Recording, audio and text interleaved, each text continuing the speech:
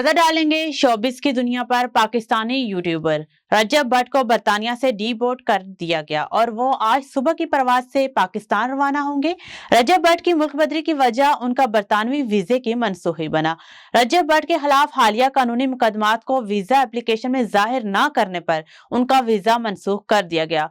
बरतानिया के home department ने यूट्यूबर रजब भट्ट का वीजा मनसूख कर दिया, जो पाकिस्तान में दर्ज मुकदमात के सबब महीनों से रूपोश थे। अब ये वाज़ेह नहीं कि रजब भट्ट पाकिस्तान वापस आएंगे या किसी और मुल्क का रुख करेंगे। मारूफ यूट्यूबर ढकी बाई ने NCCA से अपनी डिवाइसेस और रकम वापस करने का मुतालबा कर लिया।